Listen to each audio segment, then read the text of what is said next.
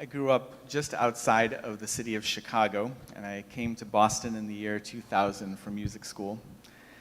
And ever since the day that I arrived in New England, my Midwestern prairie heart has been absolutely enamored with the ocean.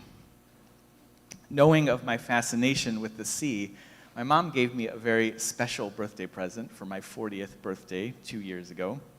She bought me a ticket for a 4-day excursion out on the actual ocean, on an actual tall ship. This boat is the oldest schooner still on the water, and it's a gaff-rigged, topsail, double-masted schooner. I don't know what any of that means, but I'm sure it's just a way of saying it's very old-timey. And so it came to pass that I spent 4 days on this beautiful, huge, old ship, built in 1871. It's not old like this church or congregation is old, but still pretty old. And one morning, I was sitting in this crowded little kitchen below deck, and I noticed this huge wooden beam across the center of the ship that was engraved with the original serial number from the shipyard where it was built in 1871. I was awestruck, and so I asked Captain Becky about it, our fearless leader, and I asked her, how much of the ship is original to 1871? Well, she said, putting her hand on that beam, this beam here. Also, maybe also, she said, the iron bell at the top of the mast. That might be original as well. I was floored. Here I was on the oldest schooner on the water, and it was almost entirely new. You might be familiar with the ship of Theseus, a thought experiment handed down to us by those old Greek philosophers.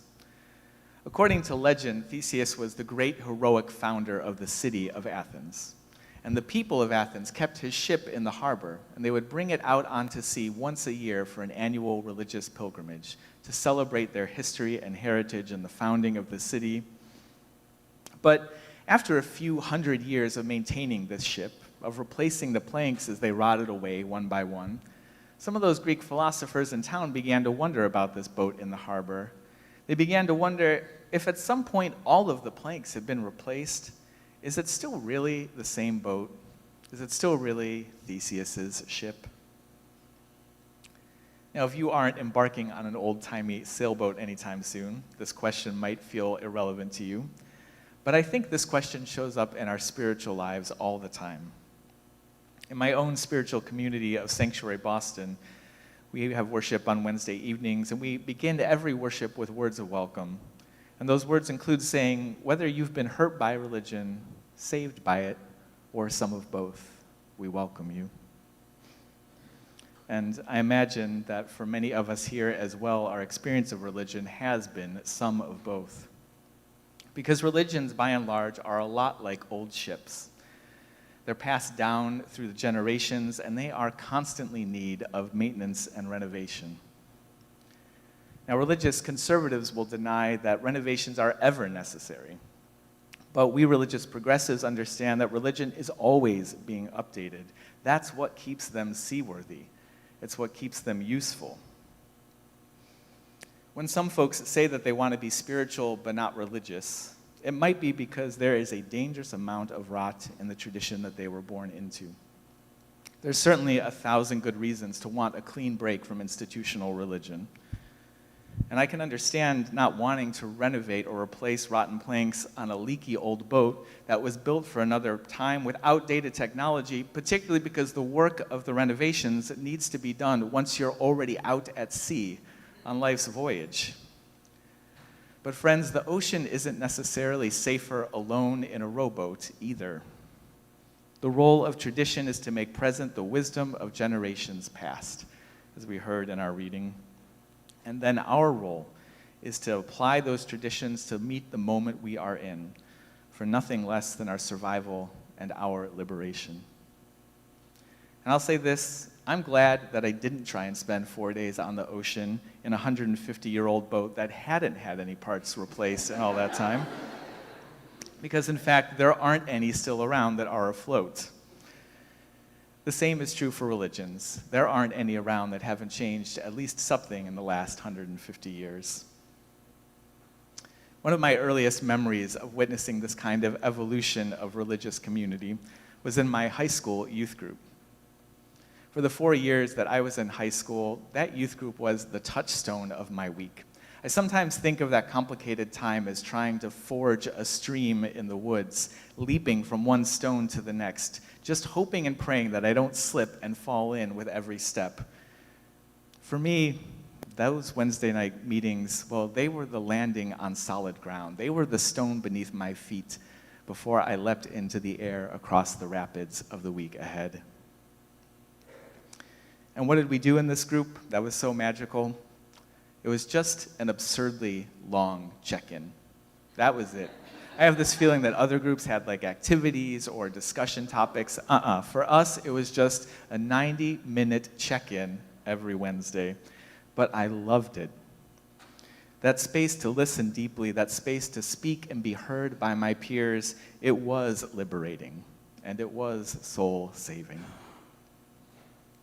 But then, and you're not going to believe this, after I had graduated high school, moved to Boston for a year, I came home for the summer and I visited the youth group one Wednesday evening, and there were all these new people there.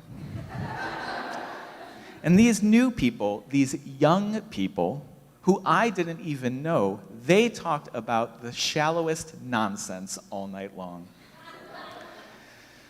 Right?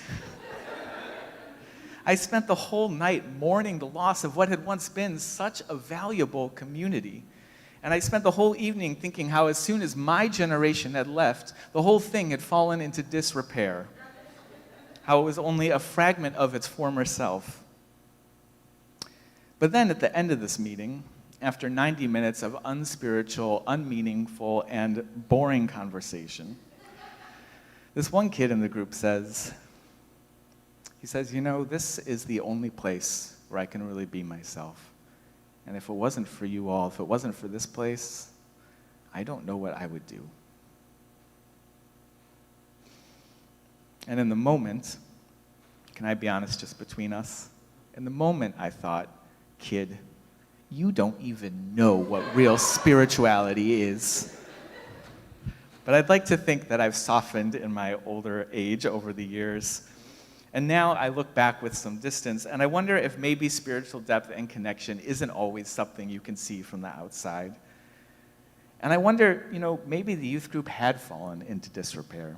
Maybe it was only a fragment of its former self. But maybe just a fragment of unconditional love is still enough to transform somebody's world.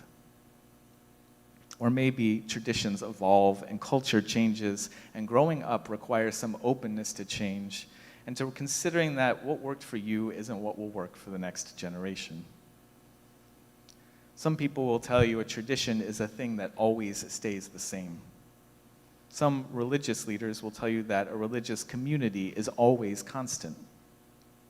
Or perhaps they'll endlessly debate about the original meaning of a scripture verse, fighting over translations and interpretations and context. It's all baloney, friends. They're all just Theseus's old ship. I had this feeling again recently, this returning to visit the youth group even after you've aged out feeling. For as long as I can remember, my own Unitarian Universalist tradition has been most clearly defined by our 7 principles. And I say as long as I can remember because, to my horror, I learned recently that I am 2 years older than the 7 principles. It was really a moment. These principles have been enshrined in Article 2, the purposes of our UU Association's bylaws, but we will likely vote to replace them next month at our annual meeting of the denomination. And I'll be honest, I was not a fan when I first heard this news. I have my own long list of things I wish were different about Unitarian Universalism and my larger faith community. And in fact, most of my adult life has been pushing and pulling at this tradition of ours, trying to make changes, trying to renovate this leaky old boat of ours. So I was embarrassed all of a sudden to hear this very familiar voice, but coming from inside this time. This voice saying, well, sure, I want change, but not this change. Not now, not this way. So I took some deep breaths, and I wrestled with these feelings. And then after about 14 posts came across my Facebook wall, I eventually took the bait and clicked the link. And I read the proposal, and most of the words to the newly renovated Article 2 were familiar. The words like interdependence and justice and equity. There was one new word, though, that stuck out to me. The word transformation. We covenant to collectively transform and grow spiritually and ethically. Openness to change is fundamental to our Unitarian and Universalist heritages. Never complete and never perfect. I took a deep breath and had to admit that changing our principles to state that we are open to change is a good change. And it seems it is a reminder I, as much as anyone, could use. There's one more part of that gaff-rigged schooner that Captain Becky later mentioned might be original. She pulled me aside at lunch and she mentioned, the wood at the bottom of the hull, the wood closest to the sea, the oxygen never touches it, and so the bacteria doesn't have the oxygen to grow there. Those planks might be original as well. And somehow it didn't surprise me that the part of the boat most central to keeping it afloat, which is, after all, a boat's most central purpose, it didn't surprise me that those planks have staying power, even though they're hidden and invisible to a tourist like me. Maybe what's most important isn't always what's most visible when we look at a tradition or a community or a person, for that matter. There is another word being added to our UU values next month. The word love. Love wasn't in the principles before. At least it wasn't visible in the writing where we could see it. But now it will be at the center where it belongs, keeping everything else afloat. I used to be captivated by this question of Theseus's ship. But now when I think of that old boat in Athens harbor, I think maybe it doesn't matter much if we call it Theseus's or not. What matters is that it's seaworthy. What matters is that it's able to make the annual pilgrimage. What matters is that each new generation is able to take what was handed down to them and make use of it for their own survival and our own collective liberation. The important thing about a sacred text isn't winning an argument over what it was supposed to mean 1,000 years ago. The important thing is whether it makes you a more loving person this year. The important thing about a tradition isn't whether we do it the same way we did it a year ago. It's whether the sameness or the differentness offers us some warmth and some light, some reflection and some connection when we are in need of it. So, dear ones, if you've been hurt by the religion that raised you, know that it is okay to leave and make a clean break.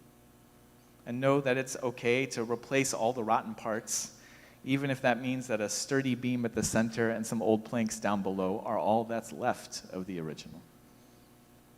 But if you have been saved by a religion that offered you at least a fragment of unconditional love when you needed it the most, go ahead and pass that fragment down to the next person in whatever form they need it.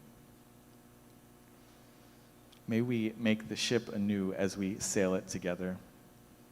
May we center love as it keeps us afloat. And may we grow together toward love and toward liberation. Amen.